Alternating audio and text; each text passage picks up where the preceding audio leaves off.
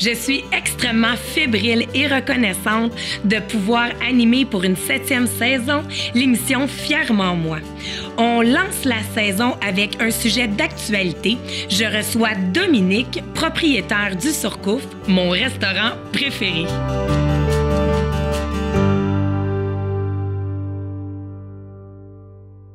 Bonjour Dominique. Bonjour Chantal. Je suis vraiment contente de te recevoir parce qu'habituellement, c'est toi qui me reçois dans ton restaurant.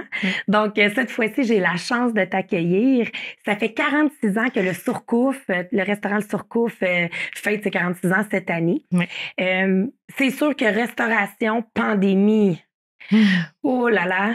Est-ce que tu peux un peu me parler, là, dans le fond, de la première vague, comment ça s'est passé? Parce qu'on doit dire que tu es un restaurant de fine cuisine, très bien établi, donc avec une grande clientèle. Comment ça se passe là, quand on entend que là, tout ferme?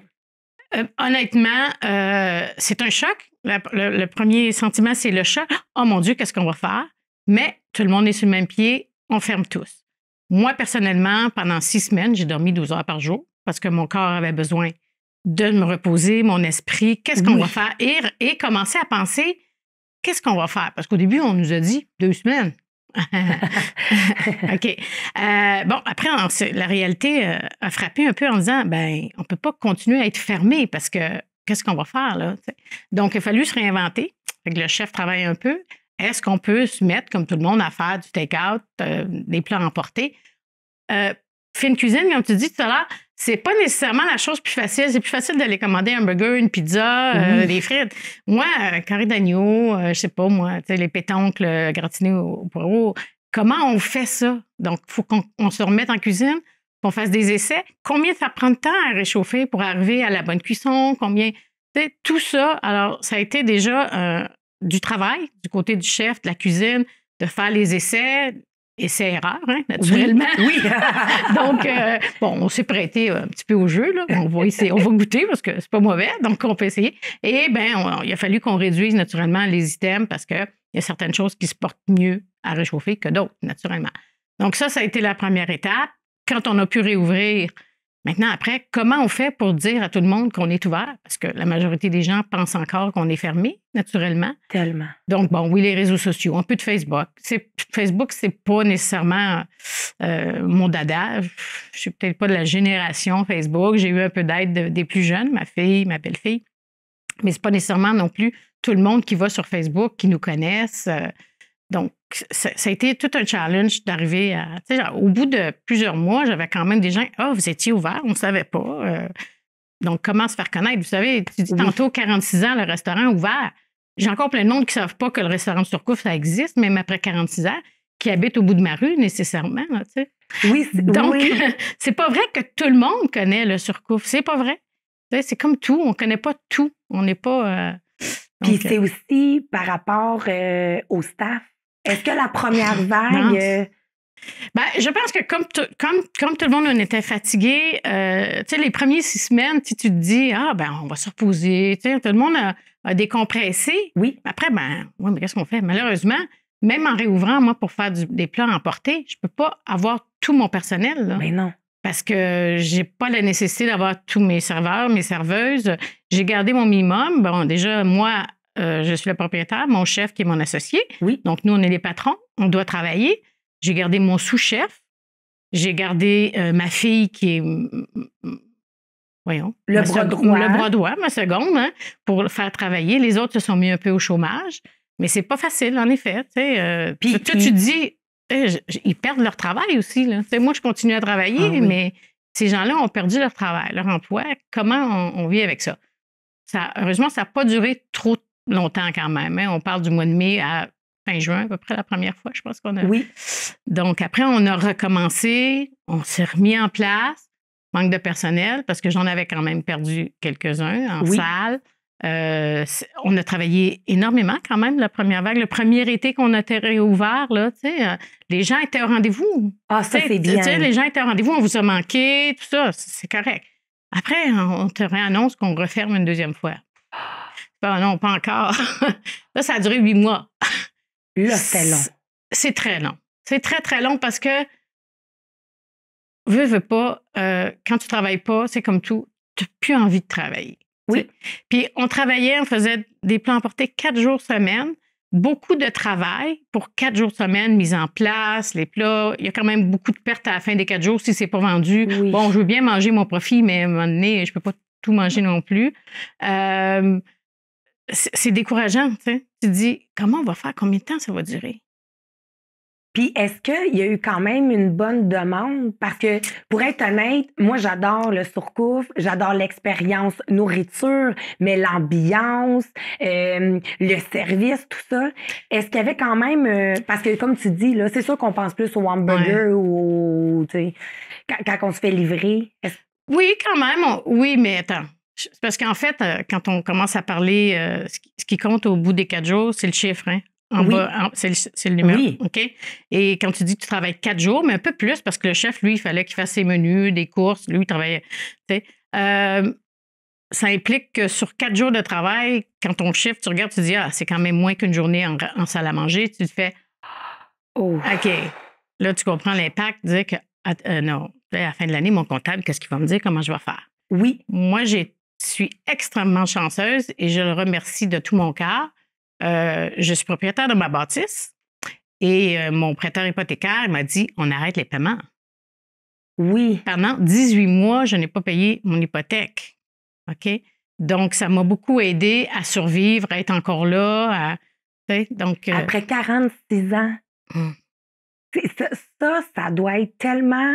Parce que c'est sûr qu'après 46 ans, on doit se dire aussi, après toutes ces années-là, on doit se dire aussi, OK, bon, ben là, j'ai mis beaucoup ma vie de côté. On s'entend que la restauration, on manque les parties de Noël, les fêtes, les samedis, les journées, ils finissent très tard, commencent très tôt. Et après toutes ces années-là, on doit commencer à se dire, OK, là, je vais prendre ça un peu plus mollo. Puis là, la pandémie, il fait comme... Ah oui, moi, j'étais à une étape dans ma vie où je commençais à déléguer de plus en plus. C'est ma fille qui est avec moi, donc 3e génération quand même. Je m'étais dit, bon, tranquillement, j'aimerais ça, ma retraite, mais je ne peux pas m'arrêter d'un coup. Je ne suis pas prête à m'arrêter. J'aime ce que je fais encore. J'aime ma clientèle. Mais là, du jour au lendemain, tu fais, OK, attends, il faut que je réévalue tout, là. Oui. Il faut que je réévalue tout parce que je suis pas prête à m'arrêter complètement. Il faut que... c'est tout un changement de vie. Puis le 18 mois, tu sais, oui, ça nous aide. Tu sais, ça t'a aidé, tu te dis, mais à quelque part, après, tu regardes, tu dis, OK, j'ai été 18 mois pas payer ma bâtisse. Puis ça doit être... comme je te dis, je me considère chanceuse. Je l'apprécie énormément. Après, oui, on a eu des aides gouvernementales. Je ne veux pas rentrer dans la politique, mais il faut faire attention. Hein. Les aides, c'est des prêts. Des prêts, c'est de l'argent qu'il faut rembourser. Oui. Et ça devient aussi un revenu dont il faut payer les taxes. Absolument. Donc, tu sais, sur ton dollar qui te prête, il n'en reste pas grand-chose finalement. C'est ça. Il ne reste pas grand-chose. Mais ça a aidé, je veux dire, les aides pour les salaires, ça a aidé quand même. Je veux dire, sans ça, on ne sait pas où on serait aujourd'hui, peut-être. Puis là, après, on réouvre. On réouvre. Encore, la deuxième fois. On passe le temps des fêtes. On passe les fêtes. On est heureux. Oui. Et ça referme. À 24 heures d'avis. C'est pas de refermer tellement. C'est la façon que ça a été fait. C'est un peu inhumain de fermer une business en 24 heures en sachant, dans un restaurant, qu'on a mis beaucoup d'énergie, beaucoup d'argent à acheter des beaux produits parce que la veille du jour de l'an, on fait des menus un petit peu plus, tu sais. Tu fais, ben voyons, ça changerait quoi? Le 31 puis le 1er que je suis ouvert, ferme-moi lundi, que la majorité des restaurateurs puissent vider leur frigo. Oui. On fait, ça, c'était pas gentil. Ça fait mal. Et tu te dis, ben là, tu perds un petit peu la foi. Comment te dire? Tu dis, on me niaise, là, à quelque part, il y a quelque chose que j'ai pas compris. Là. Moi, je suis les règles depuis le début. On a réaménagé la salle à manger, on a mis des séparateurs entre les salles, les tables, pour que tout soit sécuritaire. Les gens viennent chez moi, ils disent, OK, on perd un petit peu de l'ambiance, puis de l'expérience. Mais on est dans ce contexte-là. C'était dans ce contexte et on a réussi à faire quelque chose de bien. J'ai pas eu... j'ai eu 1 ou 2 remarques quand même, hein, les plastiques, mais... C'est tout. Là. Au contraire, là, les gens étaient compréhensifs, étaient contents de ressortir, ce qui est normal, parce qu'on a été privés d'un besoin social, tu sais, Tellement. de socialiser avec les gens, de voir Oui. nos amis, de sortir. On est des bébites sociales, donc à la base, Puis c'est dire qu'à chaque fois, on rérouvre, mais quand on rérouvre, il y a quand même des coûts. Oui. Des coûts parce que là, on paye les plastiques, on a Oui. moins de monde. oui, on a moins de monde parce qu'on a perdu de la capacité, on était limité. Pas tellement. Les premières fois, la première vague, ils nous avaient dit oui, 50 mais après, nous, on avait eu des règles différentes en disant en autant que vos tables soient bien séparées de 2 mètres ou avec un séparateur. Ils ne nous limitaient pas en 50 Cette fois-ci, on est encore limité à 50 Moi, si mon permis me dit j'ai droit à 80 places, ça veut dire que je peux faire 40 clients. Il faut comprendre que 40 clients tous les soirs, c'est pas viable. OK? On ne peut pas vivre. Il faut comprendre, c'est la raison pour laquelle je fais une chose que je n'ai jamais aimé faire et que j'ai jamais forcé, à part la Saint-Valentin, en fait, c'est de faire 2 services, d'imposer 2 services à un client, dire, ben il faut que tu viennes entre 5h, 5h30, je te laisse la table jusqu'à 8h moins quart, puis à 8h, nous, il faut tout qu'on nettoie, qu'on recommence et on repart sur un 2e service. C'est stressant pour la cuisine parce que c'est 2 roches dans le même au lieu d'être étalées. Oui. C'est stressant pour le personnel aussi parce qu'il faut tout nettoyer vite, on recommence. C'est essoufflant qu'on arrive à la fin de la soirée, là, tu fais j'ai couru 2 marathons, on n'a pas un, j'en ai couru 2. Si on parle à la fin, pour la même chose. Oui, si on arrive à faire 2 services pour une soirée normale, on arrive très rarement à faire 2 services complets. Table de 2, ça mange rapidement, les gens parlent. Table de 4, tu es avec des amis, tu veux que ton expérience dure, c'est plus dur. Donc, en fait, on faisait, disons, un service et demi dans les bonnes soirées. Fait que c'est toujours un rush, mais au bout de la ligne, le chiffre, il n'est pas plus, là. Mais non, absolument pas. Absolument pas. C'est ça qui est... Est-ce que tu dirais qu'il y a eu une phase où est-ce que tu avais peut-être une... je ne sais pas comment l'exprimer, mais comme une rage envers ta profession, tu sais? Non, moi, j'ai pas eu de rage. Moi, j'ai eu un épuisement. C'est pas pareil. J'ai pas de rage. OK. Je te dis, je vais toucher du bois. Il y en a-tu? Il est là. Je suis extrêmement, extrêmement chanceuse. J'ai une clientèle en or. J'ai remonté une équipe d'employés en or. Des perles, j'en ai trouvé. Je pense que tu en connais une. Ils travaillent très bien. J'ai confiance en eux. J'arrive éventuellement à repartir en vacances et de partir tranquille. Tu sais. Ça m'a pris plusieurs années à faire ça. Moi, au début, on travaillait tout le temps. On part, mais comment est-ce qu'on fait? Maintenant, j'arrive à partir en vacances. Je tire la plug, comme on dit. Oui. Et je sais que tout va se passer. Puis je leur dis, si ça passe au feu, je ne veux pas le savoir. Je vais dealer avec quand je vais revenir. Il y a quelqu'un qui meurt, mettez-le au congélateur. Je vais dealer. Je pars en vacances, là. Métaphore, là, mais OK, on comprend. Mais c'est bien. Oui. Parce que sinon, je pense qu'on ne peut pas tenir le coup, là. D'être toujours sur l'adrénaline comme ça. Parce que même avant la pandémie, la restauration, c'est de l'adrénaline. Oui, c'est ça. Comme tu dis, on travaille toujours à l'envers des gens. Hein? On travaille le soir, les fins de semaine. Vie sociale avec des amis normaux, là, qui font du 9 à 5. Moi, quand je les invite à souper le dimanche soir, ils me regardent, je dis, on va faire un early supper, là. Venez à 4 heures, un petit apéro, puis à 10 heures, je vous mets dehors, tu sais. Puis ça dure quand même jusqu'à 11 heures. Mais c'est dur d'avoir une vie sociale normale. Est-ce que c'est dur d'avoir une vie de couple? Dans mon parcours personnel, oui, c'est difficile.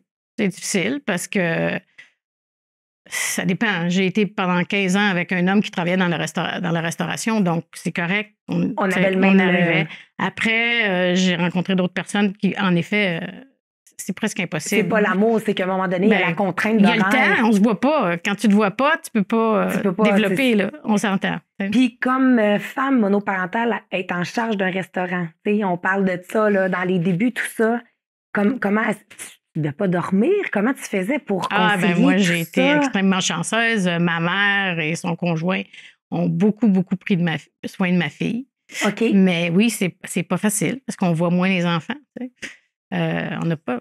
Mais tu as réussi à transmettre cette passion-là à Magali, qui adore la restauration. Maintenant, parce que je te dirais que juste avant la pandémie, jusqu'à avant la pandémie, moi, j'étais... elle a travaillé, Magali, plus jeune pour moi, mais elle aimait pas trop ça. Si je me rapporte à ma jeunesse, j'avais 13 ans quand mes parents ont acheté ce restaurant-là. Moi, au début, j'ai fait de la plonge, comme tout le monde. On passe toujours par l'étape numéro 1, le plongeur. Après, il fallait aller en salle à manger, faire la bosse girl, tout ça. Et je détestais ça. J'y allais à coups de pied dans le derrière. Ah oui! Ah, j'aimais pas ça. Non, je suis pas trop gênée. Comment je vais faire? On apprend. Et Magali a développé avec le temps et en vieillissant, la maturité fait qu'on apprend à être plus à l'aise avec les gens. Il faut de l'assurance. Il faut être une personne qui a confiance quand même. Je suis la fille la plus gênée au monde. Oublie ça. Moi, tu me dis quelque chose, même encore, je rougis, je viens... on développe. On développe une habileté à le faire, comme un travail. On apprend à... Ça s'apprend. Parce que si on disait plus jeune, est-ce qu'un jour tu vas prendre la relève, tu aurais dit non. Pas du tout. Pas du tout. J'ai même quitté la restauration. Moi, j'ai fait de la restauration avec mes parents jusqu'à 20, 21 ans. J'ai quitté, je suis allée dans le domaine du voyage.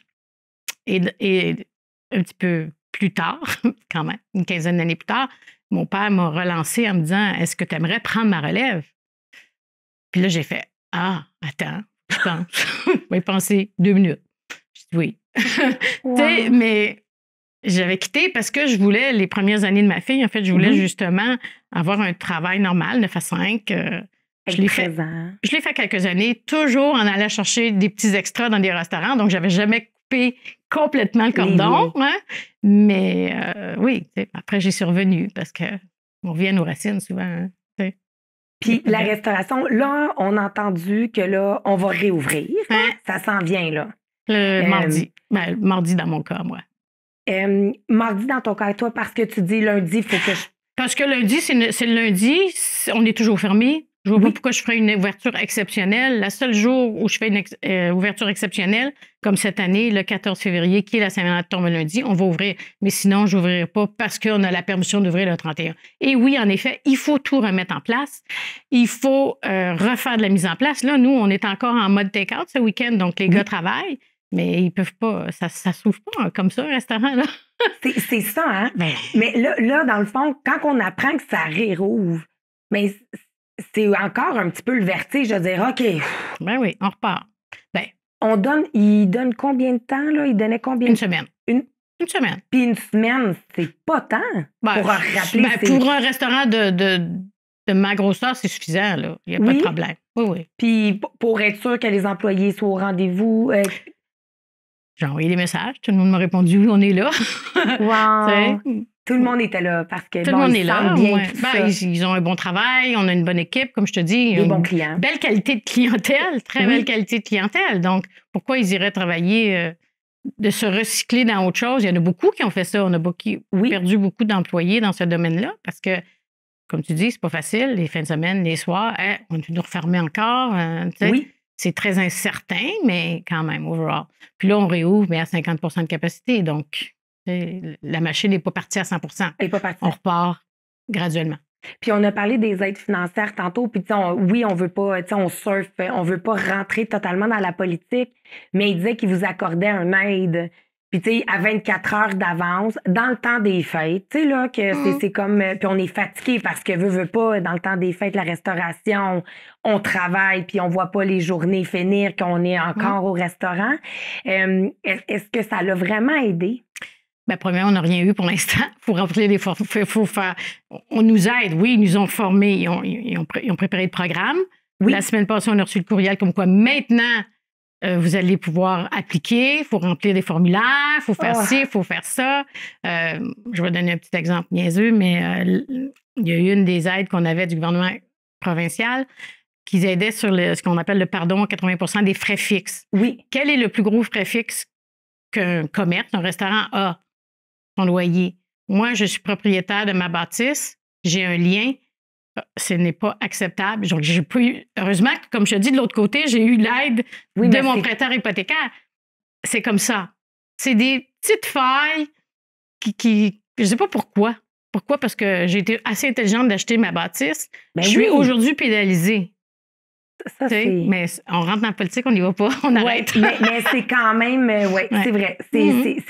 Mais ça, c'est juste pour dire que tout le long du parcours, de l'extérieur, on se dit, ça va quand même bien, il aide, oui. mais à l'intérieur, il y a toujours il y a des petites frustrations toujours qui s'accumulent. Absolument.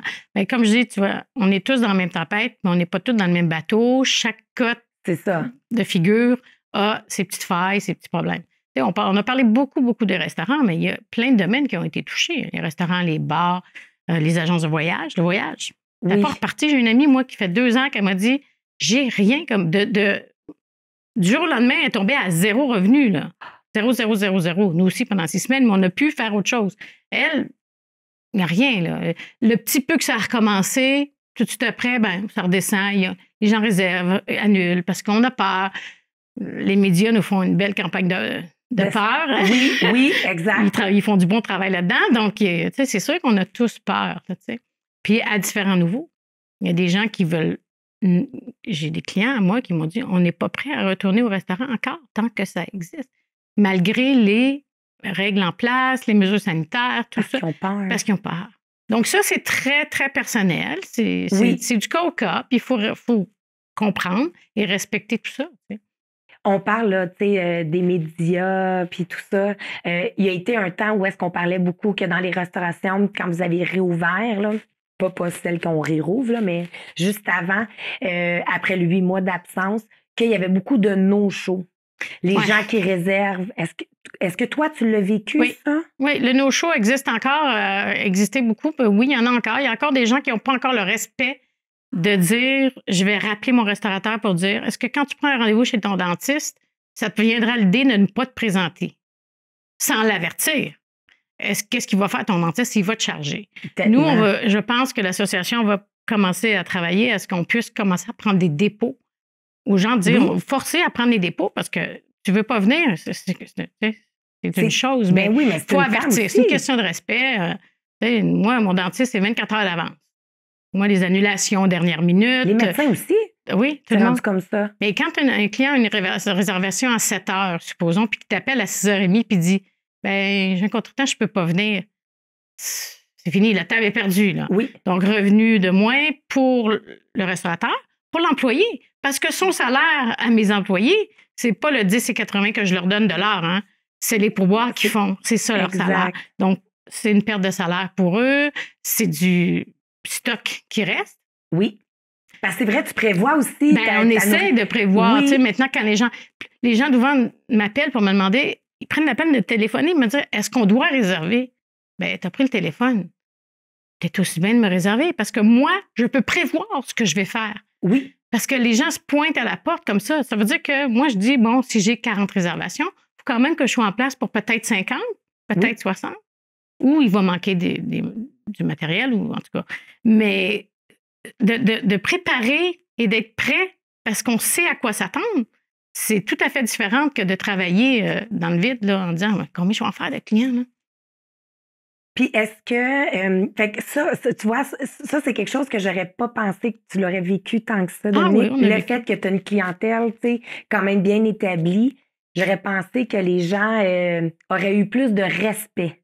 Écoute, j'en ai pas énormément, mais ça existe. Mais ça existe encore. Ça existe encore, oui. Est-ce que tu dis, puis c'est sûr aussi que ça doit avoir une frustration quand il y a des gens, moi, ça m'est déjà arrivé d'appeler puis de dire, on est complet. Et 2 secondes après, j'ai un appel qui me dit, on vient pas. Je viens d'en refuser 2, là. Si je connais pas la personne, si j'ai pas le contact, je peux pas rappeler. Puis dire, OK, là, j'ai une place. Là, j'ai une place, finalement. C'est ça. Fait que ça doit être toute une... Est-ce que vous allez continuer quand même le take-out quand la salle à manger est ouverte? Vous avez développé... Oui, on va le continuer. Ça devient un petit peu aléatoire, là, c'est sûr, mais comme je vous expliquais, il y a encore des gens qui ne sont pas à l'aise de sortir en restaurant, donc on va continuer.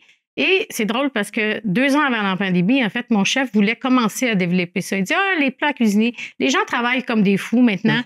On n'a jamais le temps, ils n'ont pas le temps de cuisiner.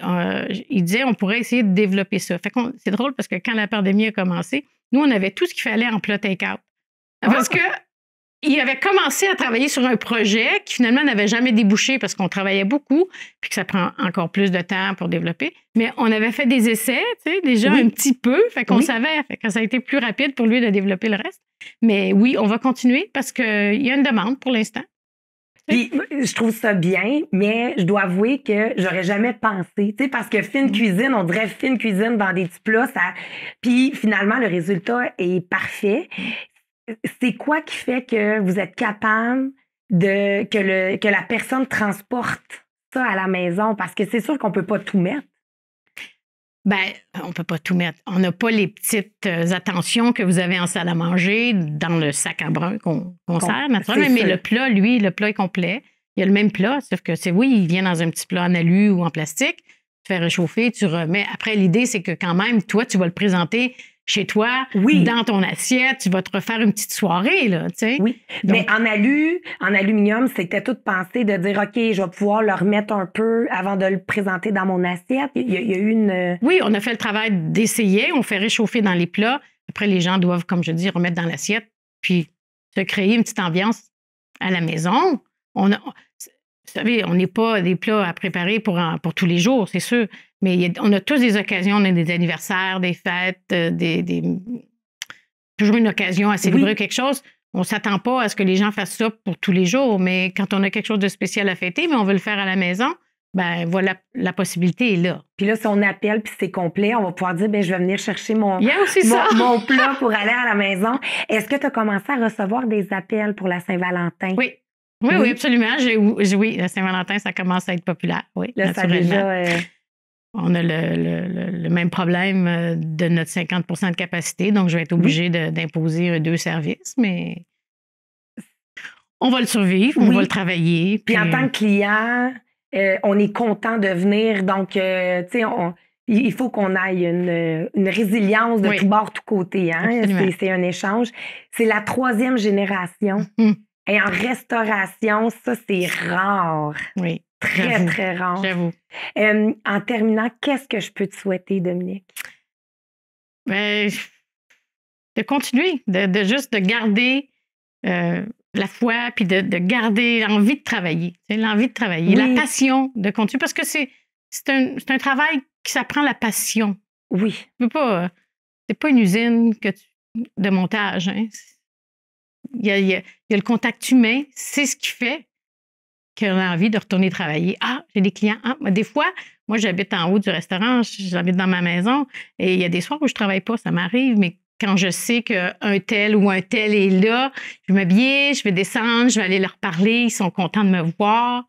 C'est un échange personnel. C'est ça que je veux continuer à faire. De continuer d'avoir la passion jusqu'à ce que je m'arrête complètement. Après. Je te remercie beaucoup, Dominique. Merci, ça me fait plaisir, Chantal, d'être venue te rencontrer et de jaser avec toi.